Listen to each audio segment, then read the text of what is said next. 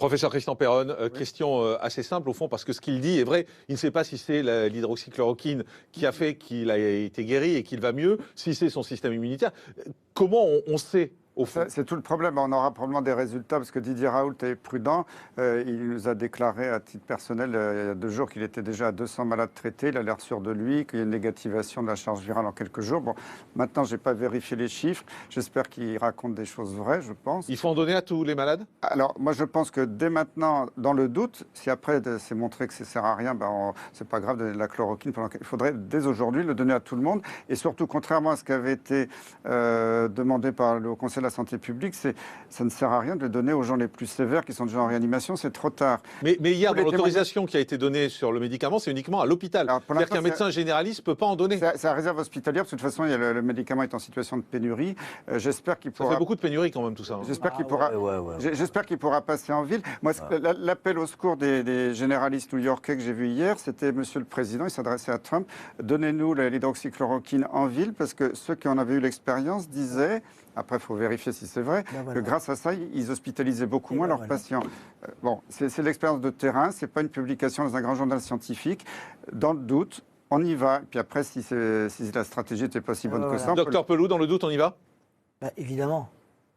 Évidemment, mais vous vous rendez compte? Alors, je vous pose la question autrement. Pourquoi on n'y va pas? Parce que là, ce qui se passe, les gens ne savent rien, demande-leur. Mais le truc énorme, c'est que là, Trump, je sais très bien ce qu'il va faire, parce qu'il est en train de jouer en fait son élection. D'accord? Il va dire, moi, j'achète tous les lots de chloroquine au monde. Voilà. Ils vont arriver avec des centaines de millions de dollars. Nous, ça va nous passer sous le nez, comme les tests. Mais c'est grave. Parce que ne pas avoir ça, ça peut vouloir dire des centaines de morts, voire des milliers de morts. On a les réserves, On a 300 000, il paraît. On a 300 000 boîtes. Oui, mais on a les réserves scientifiques, méthodologiques, etc., etc. Mais c'est vrai, je suis complètement d'accord. Il y a une espèce d'hégémonie de la part de certains universitaires sur le savoir, comme si le médecin généraliste n'avait pas son mot à dire, ou le médecin non universitaire, c'est-à-dire le simple praticien hospitalier. Je vous prends juste un exemple. Sur les cellules de crise des CHU, généralement, les praticiens hospitaliers sont écartés, il n'y a que les universitaires. C'est une ségrégation sociale que je trouve absolument abjecte. Bon, ça, c'est soit dit en passant. Deuxièmement, le truc, c'est qu'en fait, qu'est-ce qu'on reproche au professeur Raoult?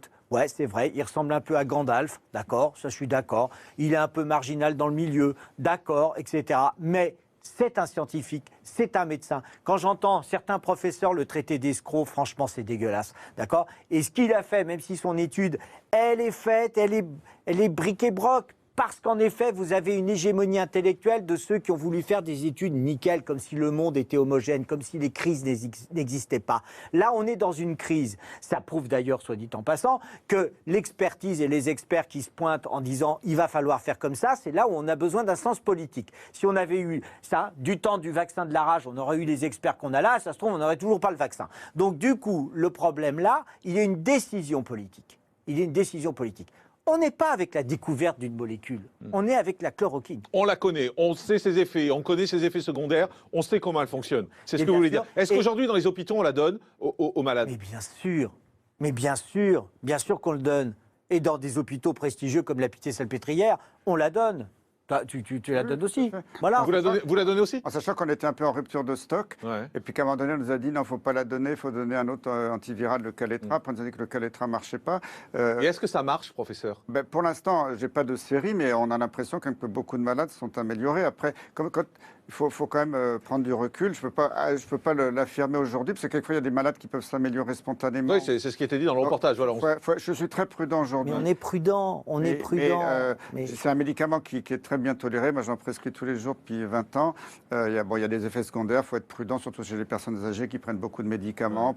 Il y a une certaine prudence à avoir. Il ne faut pas le donner n'importe quoi. Mais professeur, alors je vous repose la question que j'ai posée à Patrick Pelloux, c'est pourquoi est-ce qu'on ne dit pas donnez-le? Il faut le demander à nos autorités. Moi, je demande depuis plusieurs jours. Moi, personnellement, je ne comprends pas.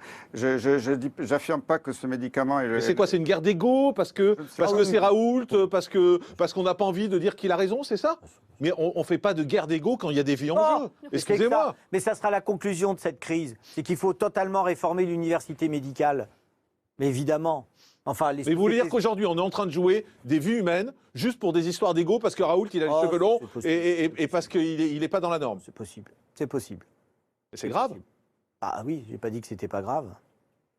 Si on le dit nous, et si on dit sur le terrain, il y a un traitement, a priori ça donne des résultats, etc. Alors, bien sûr, alors là c'est amusant parce que là en fait on regarde et ils ont dit on fait une étude sur 3 semaines. Bon bah très bien, à la limite d'accord.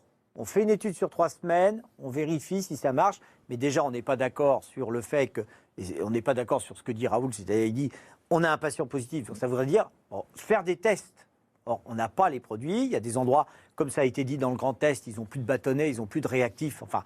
Mais pourquoi on en est là quand même? Honnêtement, au bout d'un moment, ça commence à bien faire, quoi. Comment on peut en être là? On sait depuis le mois de janvier que ce virus est en train d'arriver. On sait depuis le mois de janvier qu'on va avoir besoin de masques, qu'on va avoir besoin de FFP2, qu'on va avoir besoin de bâtonnets, qu'on va avoir besoin de tests.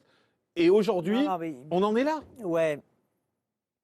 Je suis complètement d'accord. On peut partir dans des explications. On en a des bouts, je pense. Mais ce n'est pas le moment, en fait.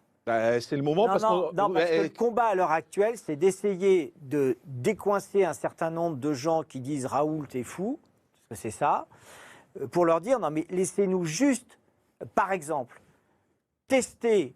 Alors, pour revenir à l'intervenant de tout à l'heure, il a raison, il faut donner des masques en quantité dans les EHPAD, confiner les malades comme ça a été fait pour les protéger, etc. On est tout à fait là, mais ça veut dire aussi les dépister pour repérer ceux qui sont malades, ceux qui ne sont pas malades.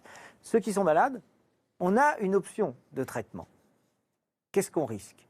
Ils risquent de mourir du virus, de leur maladie chronique. Là, on a une chance, c'est finalement leur donner la possibilité de s'en sortir. Bon, donc du coup, ça c'est intéressant. Ça, à mon avis, c'est intéressant.